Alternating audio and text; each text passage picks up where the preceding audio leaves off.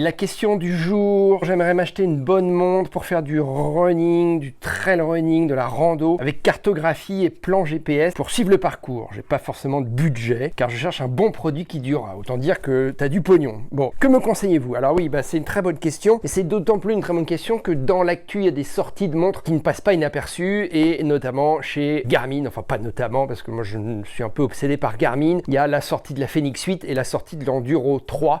Alors c'est des montres haut de gamme chez Garmin, hein. Il y en a une qui est à 900 €, je crois, à peu près, c'est l'Enduro, et une qui est à 1000 ou un petit peu plus de 1000 €, c'est la Fenix 8. Dans mon classement de préférence, moi je mets Garmin, ensuite je vais mettre Suunto, et ensuite je vais mettre Coros, ensuite je vais mettre Polar. Je vais démarrer par la fin. Polar, c'est l'anti-Apple, quoi. Polar, c'est Microsoft, quoi. Tu vois, c'est le truc pour les geeks, pour les nerds, pour les gens qui ont, j'exagère, mais un doctorat en physiologie de l'exercice. C'est pas mon cas, hein. Moi j'ai fait des études d'art et des études de journalisme, donc il faut me parler simplement.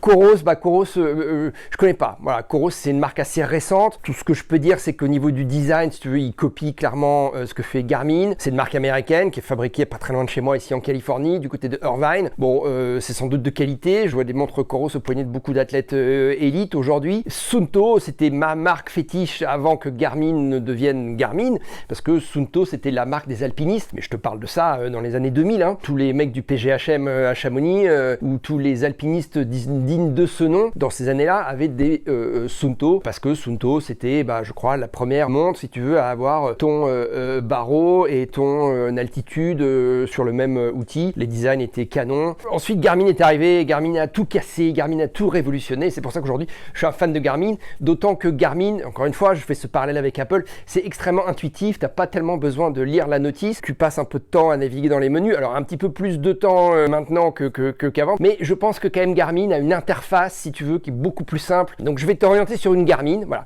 À part Garmin, ils ont tous les prix, si tu veux. Si ce qui t'intéresse, c'est la carto, et que t'as pas de limite de prix, si tu peux te payer une montre à 800 €, je vais te dire que l'Enduro 3, c'est aujourd'hui la montre qu'il te faut, surtout si tu fais des longues distances, parce que c'est la montre qui, sur le marché des montres GPS, qu'on appelle les montres GPS, c'est celle qui a la durée de batterie la plus incroyable, à tel point qu'aujourd'hui, Garmin en est à afficher une durée de batterie qui n'est pas affichable, puisqu'elle est inépuisable, la batterie. Étant donné qu'il y a un capteur solaire sur ton écran, la batterie ne s'usera jamais. Voilà, c'est jamais. Alors, il faut mettre certains modes, hein, c'est-à-dire que tu ne pourras pas avoir accès à ta musique, tu ne pourras pas avoir accès à toutes les fonctions, mais si tu es en mode survie, perdu dans la pampa, ta montre Garmin, ton GPS, il ne s'usera jamais, pour peu, évidemment, qu'il fasse un peu de soleil, ça s'usera jamais. Non, mais je veux dire, ça a l'air de rien, mais c'est juste révolutionnaire, quoi. On parle même plus en termes d'heures, on parle même plus en termes de jours, c'est juste infini. Tu sais, c'est le signe infini. Ta montre, elle ne s'arrêtera jamais.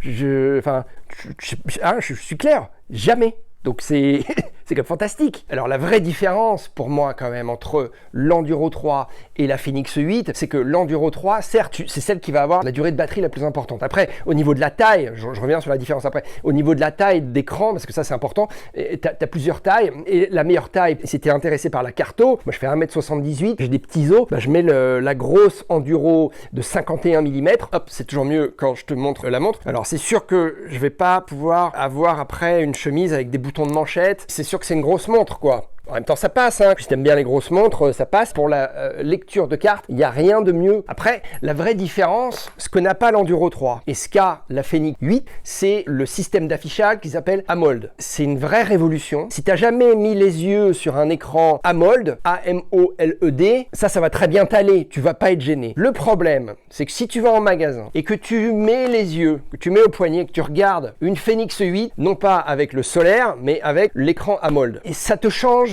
l'idée que tu te fais des montres outdoor, GPS. Parce que l'éclairage AMOLED est d'une telle qualité, c'est tellement beau, c'est juste super efficace. C'est difficile à décrire tellement c'est un éclairage qui est juste parfait. Le problème de ça, d'abord tu l'as pas sur l'Enduro 3 et sur la Fenix 8, il faut faire le choix. Et là, c'est là où le choix de batterie, en fonction de la distance que tu vas faire, va jouer son jeu. Donc, il faut que toi-même tu répondes à ce genre de questions. Déjà, est-ce que tu veux mettre plus de 1000 € sur une montre ou est-ce que 800, 900, c'est ton maximum?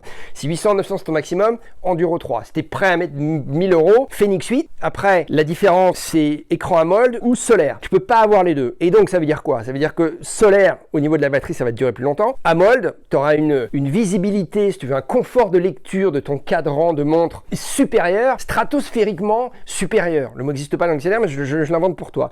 La différence, elle est stratosphérique entre un écran AMOLED et un écran pas AMOLED. Voilà. Mais stratosphérique, c'est à tel point que, je te le répète, tu poses tes yeux une seule fois sur un écran AMOLED, tu ne peux pas te le sortir de la tête, c'est ça que tu veux. C'est ça que tu veux. C'est très difficile de passer outre. Hein. Voilà. Il faut vraiment avoir besoin d'une durée de batterie bien supérieure. Il faut vraiment faire des courses, peut-être des courses à étapes, genre le marathon des sables ou d'autres, pour te dire je vais me passer de l'écran AMOLED. Parce que sinon, c'est juste magnifique. C'est juste le top du top du top. Du coup, le choix, si tu veux, je reviens à ma conclusion. Le choix, aujourd'hui, pour moi, c'est Enduro 3 pour la batterie et pour un prix qui est moindre, Fenix 8 pour l'écran AMOLED. En gros, c'est la même montre, tu as juste une ou deux options de mieux sur la Fenix 8, mais qui ne vont pas t'intéresser toi qui fais des sports d'endurance. Ça va intéresser le mec qui fait de la plongée sous-marine, entre autres. Si tu prends la Fenix 8, prends pas le solaire, parce que si c'est ça qui t'intéresse, le solaire, prends l'Enduro 3. Je te répète, sur la Fenix 8, tu n'as pas le solaire et la AMOLED. C'est l'un ou l'autre, c'est fromage ou dessert, c'est pas fromage et dessert. Donc si c'est la batterie qui t'intéresse, Enduro 3. Si c'est l'écran AMOLED, va en magasin. Vraiment, je t'encourage à le faire. Et à ce moment-là, c'est Fenix 8 pour toi. Voilà, mais c'est plus cher. Pour ceux qui n'ont pas trop suivi les actus Garmin, l'Epix, elle a disparu. Hein. L'Epix n'existe plus. Elle s'est fondue dans la Fenix 8. Voilà, aujourd'hui, tu as une Fenix 8, tu as une Epix aussi dedans, si tu veux. Voilà. Et le choix, il se fait là. Ce choix, il se fait entre la batterie et le prix, parce que c'est moins cher, mais la batterie, la durée de la batterie sur l'Enduro 3, qui est une montre phénoménale, ou l'écran AMOLED sur la Fenix 8. Le choix, il est là. Voilà. J'ai répondu à ta question. Allez, clap de fin.